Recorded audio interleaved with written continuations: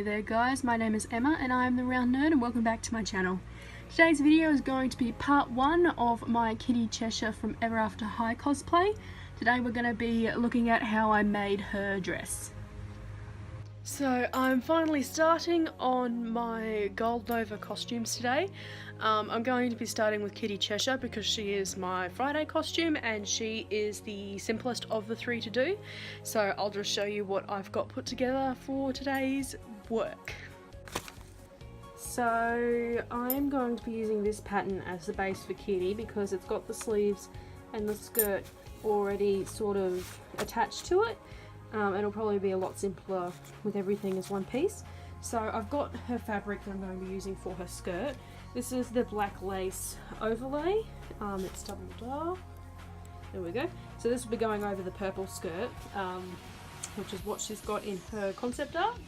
And then this fabric I'm going to be dyeing purple because it has a very nice texture to it, and I really want to try and incorporate more textures and detail into simpler costumes this year, just so there's a bit more depth to them. So I've got grit and I'm going to be using this to dye this purple for Kitty's skirt. Good morning everybody. I'm just giving you a bit of a Kitty update. I finished the skirt in the last video, it's up over there, and I'm moving on to the bodice. You can't tell on camera but this is completely the wrong colour, so I'm going to cut out all the bodice pieces and then I'm going to attempt to dye them. They don't have to be super pigmented, it just has to be tinted from basically skin colour to purple. So we'll see how that goes and I'll let you know once I'm underway.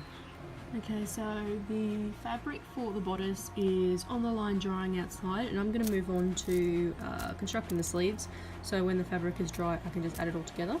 So I'm using some leftover fabric I have from Maleficent that I actually made quite a few years ago now, and I always keep my scraps. So this is the under layer of the sleeve. It's very textured, stretchy black fabric, and then this is going to be the oversleeve, which is the same black lace that I used for Kitty's skirt. And then this is the sleeve band, which is actually just an offcut of Yaya Han's just Yaya Han's fabric. So 3 different types of black to go into the sleeve to make it look nice and detailed and textured, because I really want to put emphasis on texture in my costumes this year and just detail in general.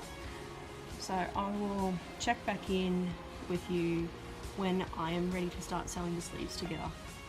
A quick update for you all. I've got both the sleeves completely done, ready to go into the bodice, which does not yet exist. I found my leftover fabric that I used to make Lana's sailor top, which has plenty enough stretch for this pattern. So I'm going to be using this, and I will have to dye it because this stuff did not dye whatsoever. So this will become the lining for the shirt, and I will get to this. My apologies for not having any sewing footage for this vlog. My tripod that I use to do the time lapses down here has broken, so I don't have any way to prop up my phone stable enough to film time lapses for you all, so apologies about that. So good morning everybody. I have been a bad YouTuber and I have not been filming my progress on this whatsoever. So the base of Kitty's dress is together. This fabric dyed very nicely, and then I just used that as the lining. Everything looks really good. So what I'm up to now is hand sewing the horsehair braid into the hem to give it more flowiness. So I have got a new tripod, so I'll be filming the hand sewing bit. Okay, so all the horsehair braid has been sewn into Kitty's skirt and she is ready for detail. So I've still got to add the fur collar, and I've got to paint on all the filigree details onto the bodice. But she is a functioning dress and I'm very pleased with how she's turned out.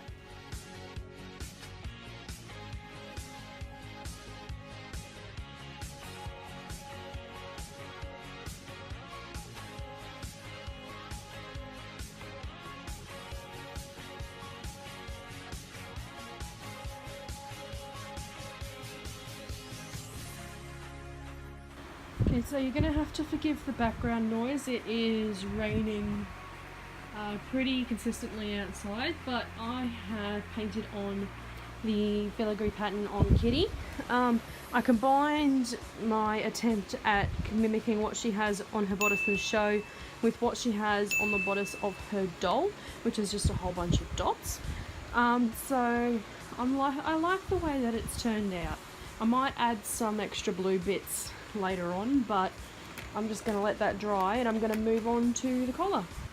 And I am on to Kitty's collar. So I've decided to go with the silver grey fur that she has on her doll, as opposed to the brown fur that she has in the web series, because I feel like the Cheshire Cat in the live action Alice in Wonderland movies is blue and grey.